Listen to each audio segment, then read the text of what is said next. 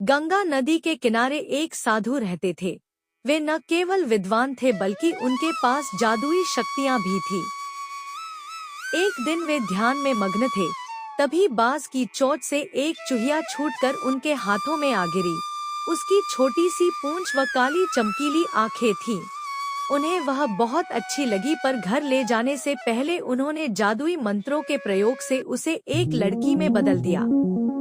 वे उस लड़की को घर ले जाकर पत्नी से बोले, तुम हमेशा से संतान चाहती थी ना, तो लो आज से यही हमारी पुत्री है। इसे पूरी देखभाल व स्नेह से पालो।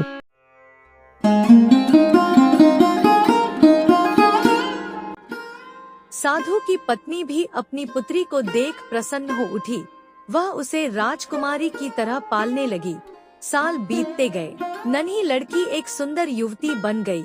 जब वह 18 वर्ष की हुई, तो साधु व उसकी पत्नी उसके लिए वर तलाशने लगे। साधु ने कहा, मेरी बिटिया का विवाह ऐसे व्यक्ति से होना चाहिए जो सबसे बड़ा हो। मेरे हिसाब से सूर्य ठीक रहेगा। पत्नी ने भी हामी भरी। उन्होंने जादुई मंत्रों के प्रयोग से सूर्य को नीचे बुला लिया।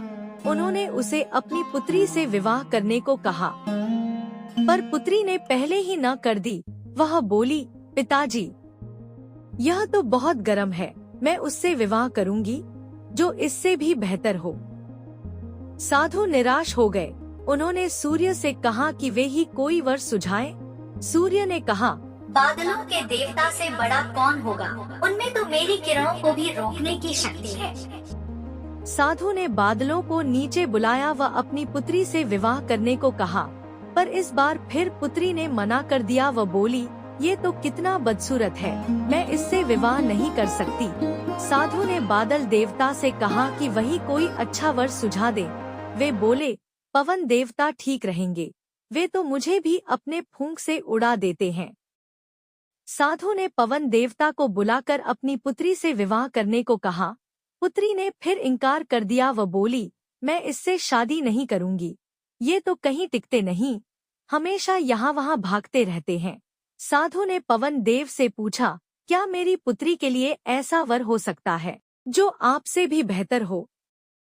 पवन देव ने कहा कि पर्वत देव मजबूत व ऊंचे हैं, वे मेरा भी रास्ता रोक देते हैं। साधु ने पर्वत देवता से कहा कि वह उसकी पुत्री से विवाह कर ले। पुत्री ने फिर से मना कर दिया व बोली, ये तो बहुत लंबे, सख्त व कठोर हैं, मैं इनसे विवाह नहीं कर सकती, इनसे भी कोई बेहतर चाहिए। पर्वत देवता ने चूहे का नाम सुझाया। वे बोले, माना मैं काफी सख्त, मजबूत व ऊंचा हूँ, पर चूहे मुझ में भी आसानी से बिल बना सकते हैं। साधु ने चूहे को बुलाया। उसे देखते ही उसकी पुत्री खुशी से उछल पड़ी। हाँ पिताजी, यही तो है वह, मैं जिससे शादी करना चाहती थी। साधु ने सोचा, इसे ही किस्मत कहते हैं। यह एक चूहिया थी और एक चूहे से विवाह करना ही इसके भाग्य में लिखा है। उन्होंने जादुई मंत्रों के प्रभाव से पुत्री को फिर से चूहिया बना दिया। चूहा व चूहिया विवाह करके खुशी खुशी रहने लगे। शिक्षा, कोई भी अपने मूल स्वभाव को नहीं बदल सकता।